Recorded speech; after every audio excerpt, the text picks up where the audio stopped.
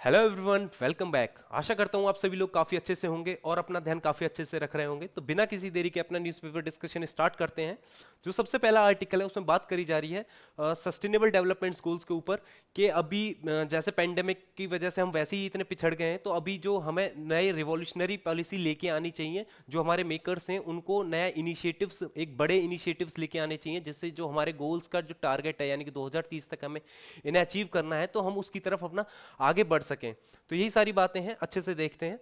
तो बोला जा रहा है कि जैसे जैसे लॉकडाउन में एक ईजनेस दी जा रही है, यानी कि अनलॉक स्टार्ट हो रहा है कंट्री वाइड, तो धीरे धीरे जो हमारी बिजनेस एक्टिविटीज हैं या कैजुअल एक्टिविटीज जो हैं वो धीरे धीरे वापस से ट्रैक पे आती जा रही हैं। तो उसको ही देखते हुए हमारे सस्टेनेबल डेवलपमेंट गोल्स के लिए एक virtual high level political forum की मीटिंग हुई। उसमें गवर्नमेंट्स और स्टेक होल्डर्स को बोला गया कि एक फोकस्ड इंपेरेटिव एक रोल बैक बनाना चाहिए और उसको इंप्लीमेंट करना चाहिए, और एक कंटिन्यूस वॉच रखनी चाहिए हमारे जो गोल्स हैं उसके ऊपर कि वो कितना हम अचीव कर पा रहे हैं, टारगेट्स को कितना नहीं कर पा रहे हैं, और किस किस तरह की पॉलिसीज में हमें चेंज लेके आना चाहिए। तो ये सारी बातें एक इस वर्चुअल मीटिंग में हुई। आगे बात करी जा रही है कि अगर देखा जाए कि एसडीजी है क्या है। एसडीजी बेसिकली एक कमिटमेंट है जो इरेडिकेट करेगा पॉवर्टी को और अचीव करेगा जो सस्टेनेबल डेवलपमेंट्स है ग्लोबली बाय 2030। और ये इस टर्बुलेंस के टाइम में जो हमारे गोल्स थे, हम इससे कहीं ना कहीं पीछे हो रहे थे। तो इस टाइम को देखते हुए पेंडेमिक के बाद जो हमारे सिस्टम गैप जो हमें एक देखने को मिला, उसके बाद एक ऑप्टिमिस्टिक ग्राउंड पे चीजें दिख रही हैं, क्योंकि काफी कंट्रीज ने एक अच्छे बोल सकते हैं अच्छे स्टेप्स लिए हैं इसको टैकल करने के लिए, और उनको जो हमारे सस्टेनेबल डेवलपमेंट गोल्स हैं उनको भी ध्यान में रख के इन सारी पॉलिसीज को कहीं ना कहीं इंप्लीमेंट किया है। तो बोला जा रहा है कि इस पेंडेमिक के बाद भी देखा जाए तो एक ऑप्टिमिस्टिक अप्रोच दिख रही है ग्राउंड पे। तो वही चीजें हैं कि पेंडेमिक ने वैसे ही जो हमारा फ्रिजाइल्स और सिस्टमेटिक गैप्स जो थे सिस्टम के अंदर, वो एक्सपोज करके रख दिए हैं, और जो वर्केबल स्ट्रेटजीज थी कंट्रीज की, वो कहीं ना कहीं एक्सेलरेट हो रही हैं, वो प्रोग्रेस कर रही हैं डेवलपमेंट गोल्स की तरफ, और स्ट्रेंथन कर रही हैं हमारे जो भी हमारे ये गोल्स हैं इनको कहीं ना कहीं स्ट्रेंथन कर रही हैं और सोसाइटी को एक अच्छा आकार दे रही हैं।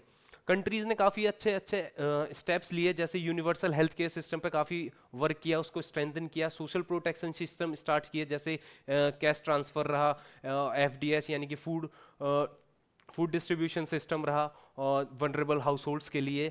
और देखा जाए तो इनको अगर हम देखा जाए, ये जो हमारे जितने भी एफर्ट्स अगर अभी तक लिए हैं, इनको अच्छे से एक्यूरेट और रेगुलर डाटा हम अगर बना के रखें, तो कहीं ना कहीं और ज़्यादा हमें अच्छे एफर्ट्स मिल पाएंगे और अच्छा एनालिसिस कर पाएंगे, तो और अच्छे से हम एफर्ट्स लगा पाएंगे। और अगर हम बात करें तो इस तरह की जो हमने स्टेप्स लिए, जैसे एसएमएसीज को यानी कि small and medium enterprises credits, इस तरीके के ये जो हैं ये काफ़ी ज़्यादा इंपॉर्टेंट वाइटल रोल प्ले करते हैं।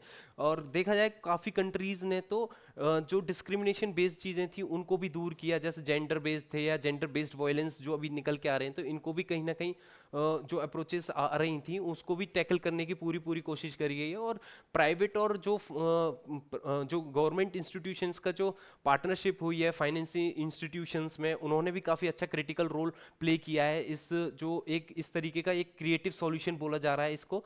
तो कहीं ना कहीं ये जो है आगे जाके ये ग्राउंड पे एक ऑप्टिमिस्टिक नेचर प्रोवाइड करा रहे हैं, एक अच्छा व्यू दे रहे हैं कि हम आगे जाके अपने एसडीजी से भटके नहीं है, इन पर और अच्छे से वर्क कर सकते हैं, और कहीं ना कहीं अच्छा वर्क चल ही रहा है। तो आगे यही सारी चीजें बोली जा रही हैं कि we need a revolution in a policy mindset and a practice. हमें एक रिवॉल्यूशन लेना चाहिए, हम अकाउंटेबल गवर्नेंस सिस्टम बनाना चाहिए, अडेप्टिव इंस्टीट्यूट्स होने चाहिए जो कि रेजिलेंट करें, और जो फ्यूचर शॉक्स हमें, जैसे कोविड 19 एक तरीके से हमारे लिए फ्यूचर शॉक था, तो इस तरीके का हमारे जो इंस्टीट्यूशंस हैं वो इस चीज के लिए तैयार होने चाहिए। यूनिवर्सल सोशल प्रोटेक्शन स्टार्ट होना चाहिए, हेल्थ इंश्योरेंस देना चाहिए, स्ट्रॉन्गर डिजिटल इंफ्रास्ट्रक्चर क्रिएट करना चाहिए, और एक जो ट्रांसफॉर्मेशन है इस सारे सिस्टम में वो कहीं ना कहीं अब जरूरत भी है, तो ये इंप्लीमेंट करना चाहिए। तो आगे बात करी जा रही है, जैसे इंस्टीट्यूशंस रहे यूनाइटेड नेशन या एडीबी, इन्होंने काफी ज्यादा मोबिलाइज किया है, इन्होंने रिस्पांस दिया है काफी अच्छा क्राइसिस के टाइम पे, और ये काफी ज्यादा वाइटल भी था और इम्पोर्टेंट भी था। और ज़रूरत भी थी इस टाइम पे। तो कहीं ना कहीं जो कंट्रीज़ को एक जो ज़रूरत भी थी, तो इन्होंने काफ़ी अच्छा रोल बैक प्रोवाइड किया है, यानी कि बैक अच्छा प्रोवाइड किया है, इन्होंने अच्छी से मदद की है। तो इसकी वजह से क्या है, जो कंट्रीज़ हैं वो वापस से एक ये सपोर्ट लेके वापस से अचीव कर सकती हैं अपने एसडीजी को, यानी कि सस्टेनेबल डेवलपमेंट गोल्स को आराम से अचीव कर सकते हैं। अगर हम बात करें तो सस्टेनेबल डेवलपमेंट बेसिकली होता क्या है, तो development which meets the needs of a present without compromising the ability of future generation to meet their own needs, यानी कि इस तरीके का डेवलपमेंट जिसमें हम अपने आज की जरूरत को पूरा तो कर सकें, लेकिन बिना किसी फ्यूचर में जो हमारी जनरेशन आने वाली है उनके लिए रिसोर्सेज की कमी ना करके। यानी कि हम आज अपनी जरूरत पूरा करें, लेकिन इस तरीके से करें कि हम इन्वायरमेंट को सेफ रखें, क्योंकि इन्वायरमेंट क्या है, हमारे आगे वाली पीढ़ी भी यूज करेगी, उन उसको इफेक्ट नहीं पड़ना चाहिए इन्वायरमेंटल पॉल्यूशंस की वजह से।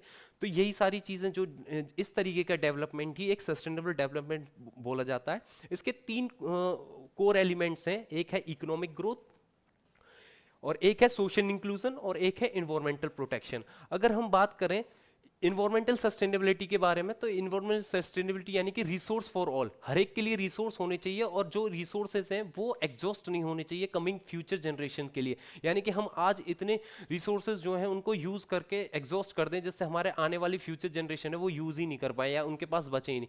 तो इसलिए हमारे लिए जरूरी हो जाता है इनका प्रोटेक्शन और रेशनल यूज।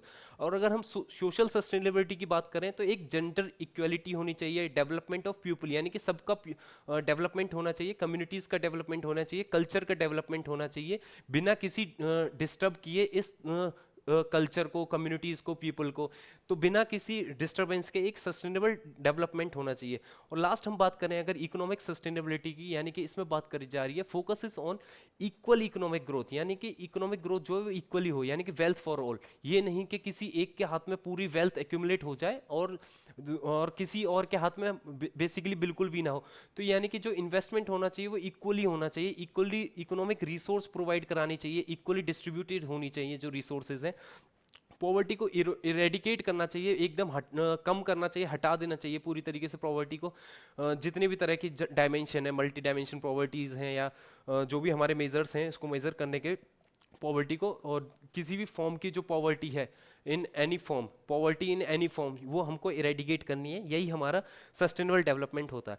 अब बात करें सस्टेनेबल डेवलपमेंट गोल्स की, तो जो सस्टेनेबल डेवलप गोल्स है बेसिकली ये यूनाइटेड नेशन ने लॉन्च किया था एज अ एजेंडा, यानी कि एजेंडा 2030 एजेंडा के लिए इसको तैयार किया था। करीब 17 गोल्स इसमें रखे गए और 169 टारगेट स्पेसिफाई किए गए, जिनको अचीव करना था 2030 तक। जिसमें क्या कहते हैं जो गोल्स होंगे वो हर फ्रंट पे, यानी कि जो गवर्नमेंट है, बिजनेस है, सिविल सोसाइटी है, पीपल, जहाँ पे भी जितने भी लोग हैं उन सब का रोल काफ़ी ज़्यादा इंपॉर्टेंट है इसको इसको अचीव करने के लिए। तो ये कहीं ना कहीं जितने भी फ्रंट रहे, जैसे हमारे गवर्नमेंट, तो ये सारे गोल्स इनको अचीव करने हैं, इनको इनके ऊपर वर्क करना है। तो अभी बेसिकली और बात करें जो एसडीजीज हैं ये, यानी कि जो सस्टेनेबल डेवलपमेंट गोल्स हैं, ये लीगली बाइंडेड नहीं है, ये अपने खुद के ऊपर है कि हम इनको अचीव करें।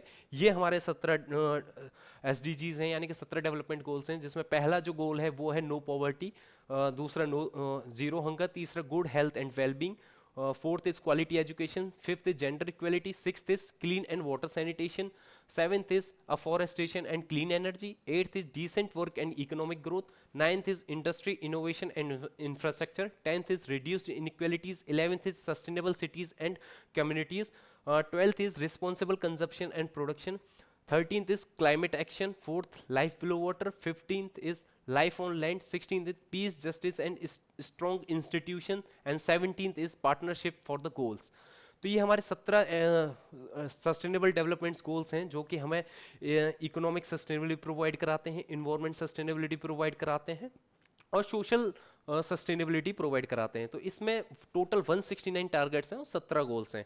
That's all for sustainable development goal.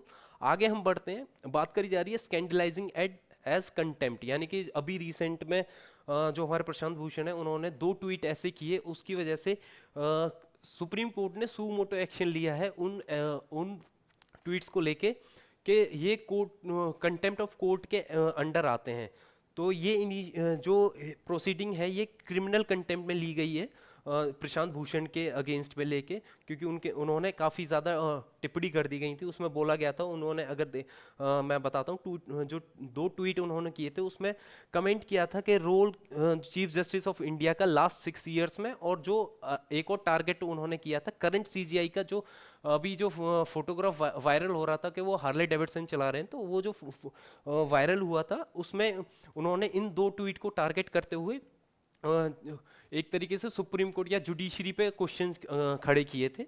तो उसी को लेते हुए कंटेम्प्ट ऑफ कोर्ट का चार्जेस उन पे लगा दिए गए हैं, और उसकी हियरिंग अभी 6 अगस्त को होनी है। तो उस दिन क्या आएगा डिसीजन, क्या डिसीजन लेती है सुप्रीम कोर्ट, तो इसके ऊपर बात करी जाएगी। बेसिकली बोला यही जा रहा है कि जो कंसेप्ट है कंटेम्प्ट करने का, ये इंसुलेट करता है ये इंस्टीट्यूशन को from unfair attacks and prevents a sudden fall in judiciary reputation in the public eye. यानी कि जुडिशरी की जो रेपुटेशन है आम लोगों की आंखों में, उसके अगर हर्ट कर रहे हैं तो उसके बेसिस पे कंटेम्प्ट ऑफ कोर्ट लगाया जाता है।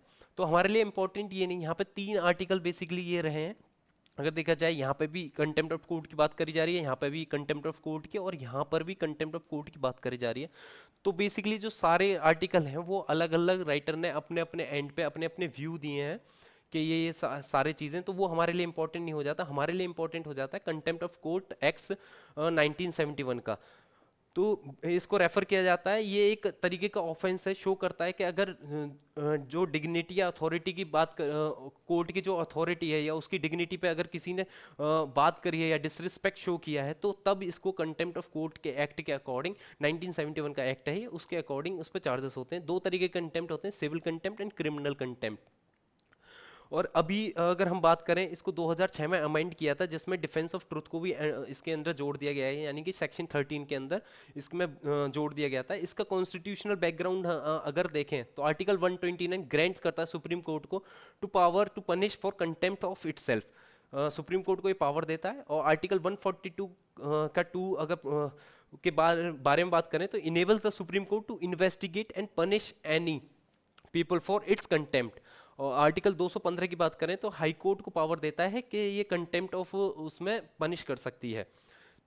तो ये सारी चीजें हैं कंटेम्प्ट ऑफ कोर्ट में इंपॉर्टेंट हो जाता है। 2 तरीके के कंटेम्प्ट होते हैं, civil contempt and criminal contempt. Civil contempt जो होते हैं बेसिकली उसमें अगर जिस तरीके की टिप्पणी वगैरह कर देना, तो वो होता है सिविल कंटेम्प्ट। क्रिमिनल कंटेम्प्ट होता है उसकी गरिमा पे ही चोट पहुंचा देना, उस पे ही क्वेश्चन खड़े कर देना, तो वो क्रिमिनल कंटेम्प्ट में आती हैं चीजें।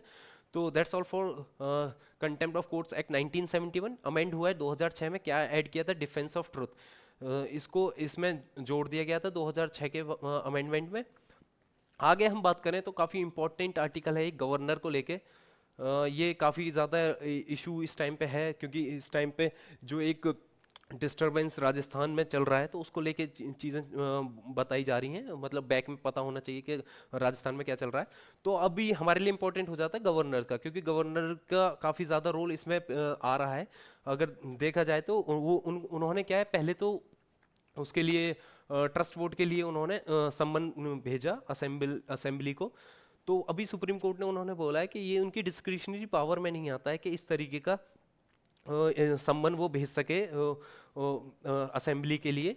उसको जो वर्क करना होता है वो उसके अंडर वर्क करना होता है कि जो हमारे जो सीएम है या उसके जो काउंसिल ऑफ मिनिस्टर है उनके अकॉर्डिंग वो बाउंडेड हैं, तभी वो वर्क कर सकते हैं। वो उनकी डिस्क्रिशनरी पावर में नहीं आता सम्मन करना सेशन ऑफ द असेंबली। तो यही सारी चीजें हैं, अच्छे से देखते हैं। तो बेसिकली कमेंट किया जा रहा है, governor should not act the behest of the party ruling at the centre.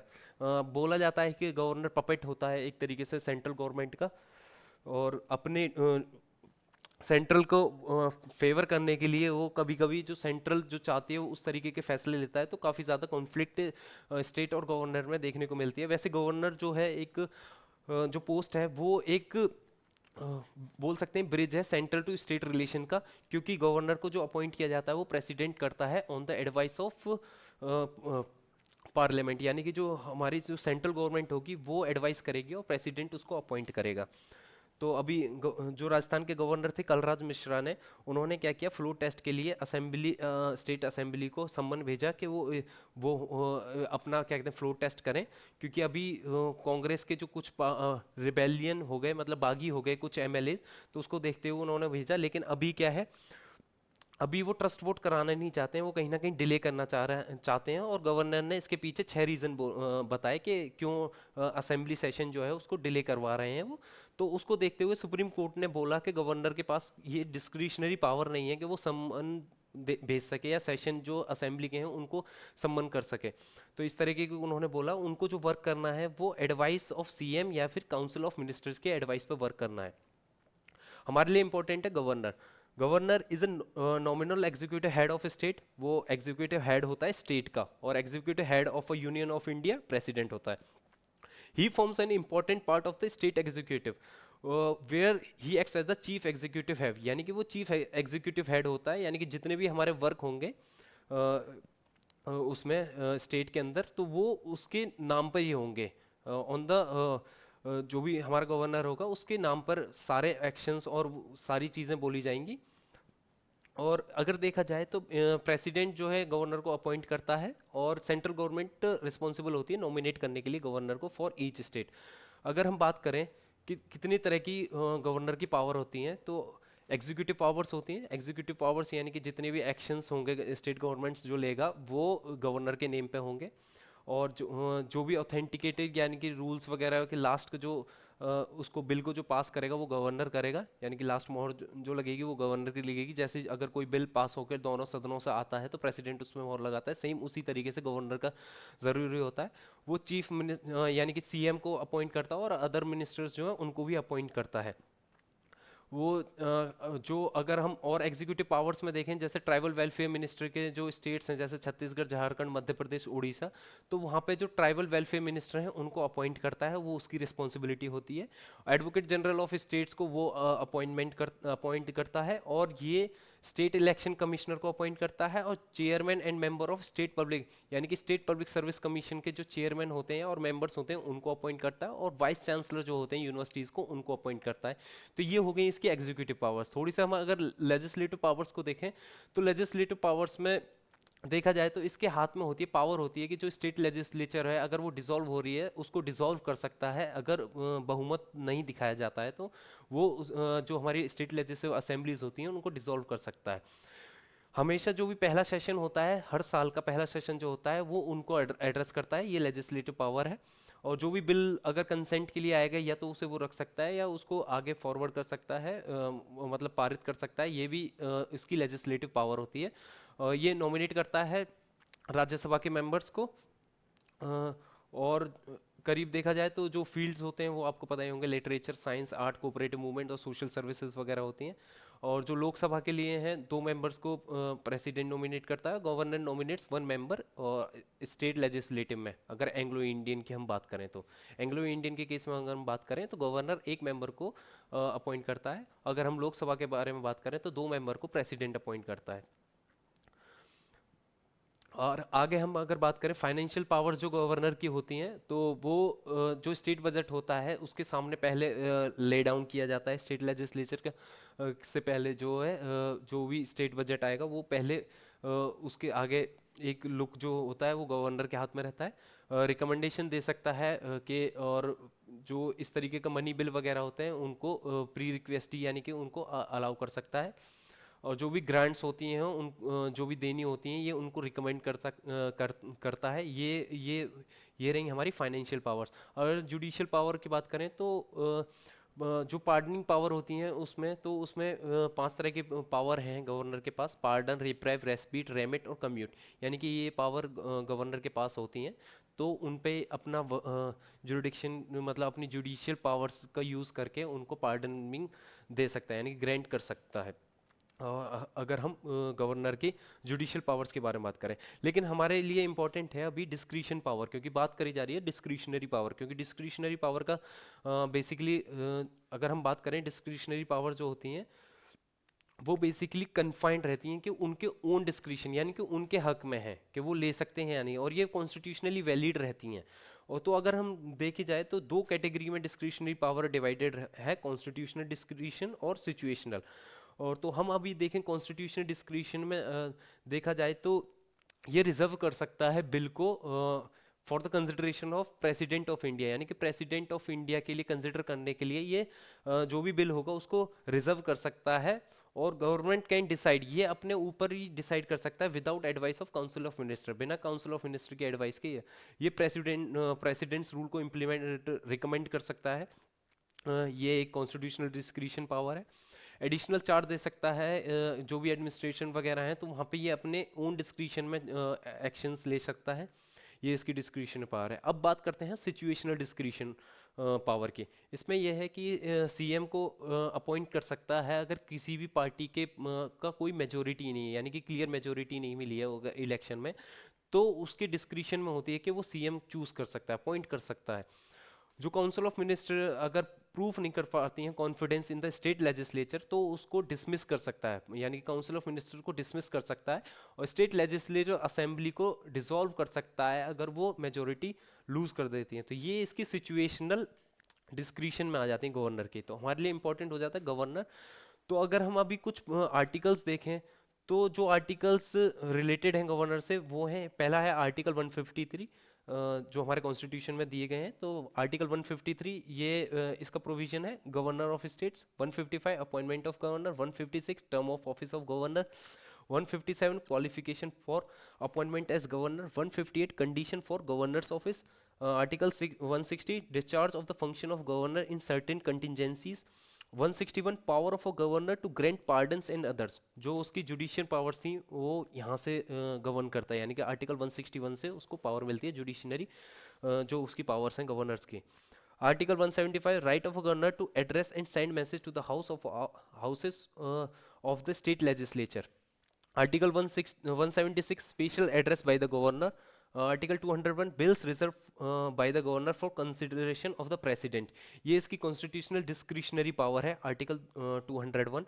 Article 213 power of a governor to promulgate ordinances, ये उस टाइम पे यूज करता है जब यानी कि हमारे सदन चल नहीं रहे हैं, यानी कि अगर हम देखें जो विधानसभा रही या जो भी स्टेट लेजिस्लेचर असेंबलीज रही, अगर उस टाइम पे स्थगित हैं, तो उस टाइम पे अगर कोई ऑर्डिनेंस लेके आना है, तो ये गवर्नर के हाथ में रहता है कि वो उस ऑर्डिनेंस को पारित कर सकता है, जो कि 6 महीने तक वैलिड रहेगा, या फिर अगर जब सदन स्टार्ट होगा तो उस पर चर्चा की जाएगी, तब उसको बिल में लाके और उसको पेश करके उसको लॉ बनाया जा सकता है। लेकिन उससे पहले गवर्नर के हाथ में भी होता है कि वो ऑर्डिनेंस पास कर सके।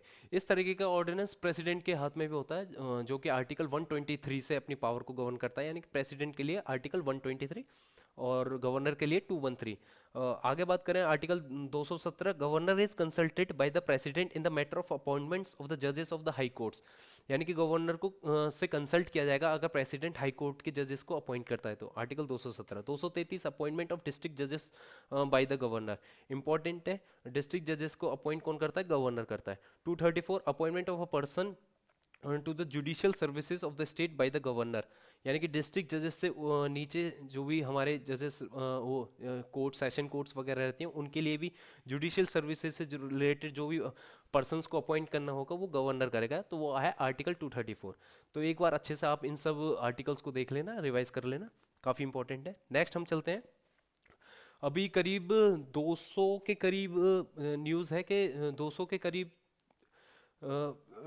मतलब 200 के करीब क्लियरेंस देने हैं मिनिस्ट्री ऑफ होम अफेयर्स को, करीब 200 एक मिनट सॉरी 200 प्रपोजल्स हैं चाइना के पास, चाइना के जो कि क्लियरेंस देने हैं मिनिस्ट्री ऑफ होम अफेयर्स को।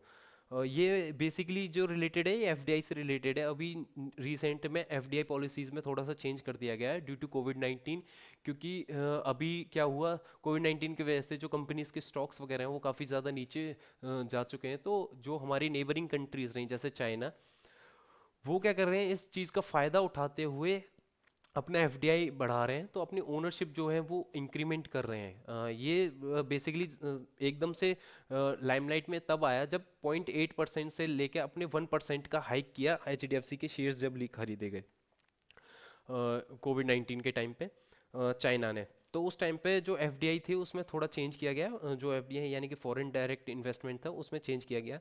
तो इसमें यही सारी चीज़ें बोली जा रही हैं। जो न्यू इन्वेस्टमेंट पॉलिसी है वो एम कर रही है, प्रिवेंट करेगी जो भी हॉस्टाइल एक्शन जो भी हैं पेंडेमिक के टाइम पे, तो उनसे प्रिवेंट करेगी।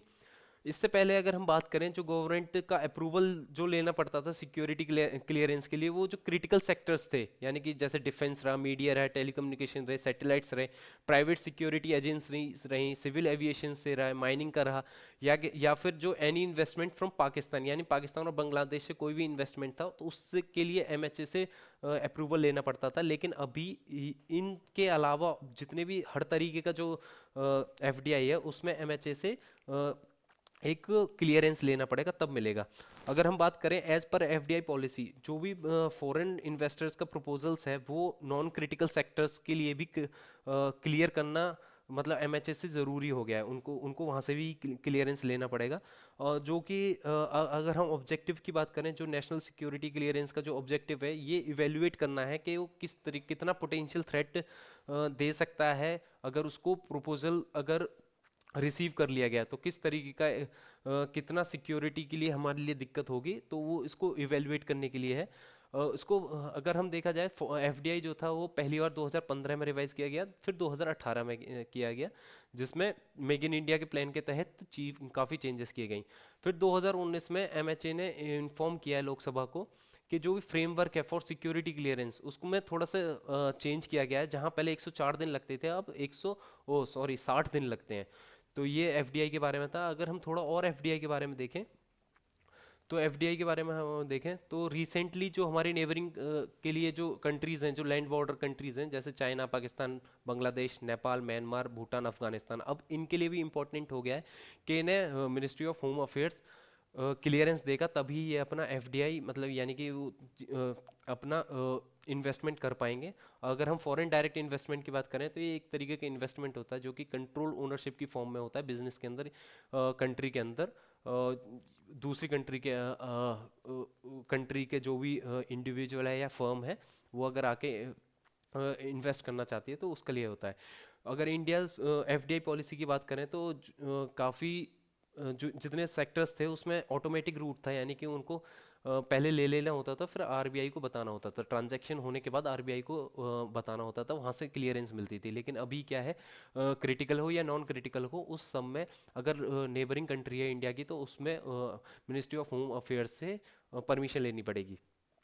अब वैसे क्या कहते हैं, 100% एफडीआई भी दे रखा है काफ़ी जगह पे, जैसे मैन्युफैक्चरिंग रहा, oil and gas, greenfield airports रहे, कंस्ट्रक्शन रहा, रेलवे इंफ्रास्ट्रक्चर रहा।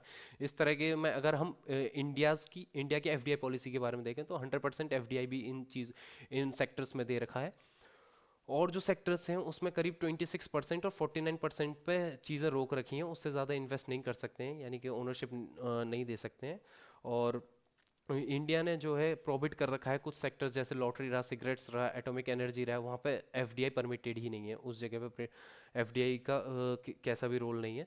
तो ये बात हो गई हमारे लिए थोड़ी एफडीआई के बारे में। और इम्पोर्टेंट ये है कि करीब 200 के करीब प्रपोजल्स हैं जो कि अभी चाइना के हैं, उनको क्लियरेंस नहीं दिए, सिक्योरिटी क्लियरेंस जो देनी होती है।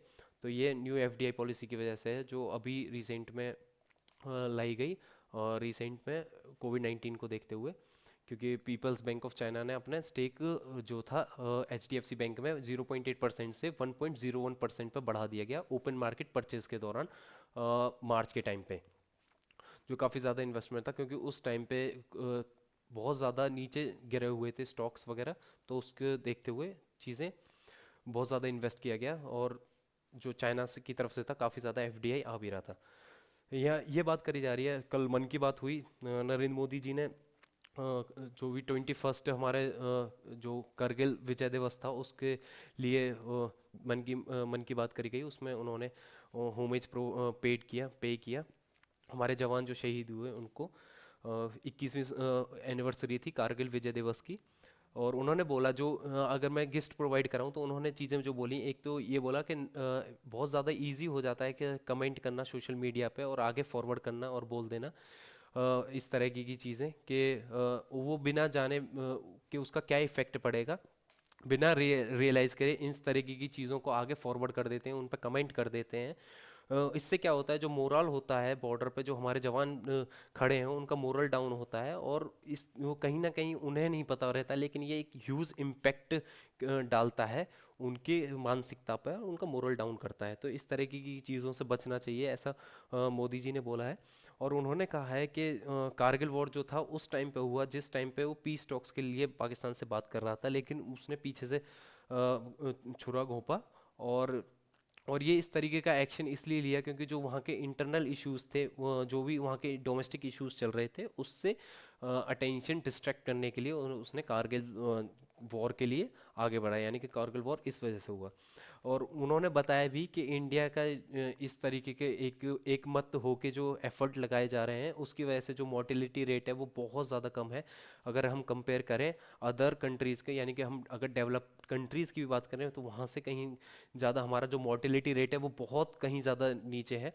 और इसका मतलब ये नहीं है कि हमें इस तरीके से एकदम खुला हो जाना चाहिए। तो उन्होंने बोला है कि प्रिकॉशंस अभी भी लेके चलने होंगे, और 15 अगस्त तक हमें इस तरीके से एकदम बाध्य होकर चलना चाहिए कि इस 15 अगस्त हमें एक और संकल्प लेना चाहिए कि हम कोरोना से भी आज़ादी लेंगे। तो इस ये सब बातें उन्होंने अपनी मन की बात में कही।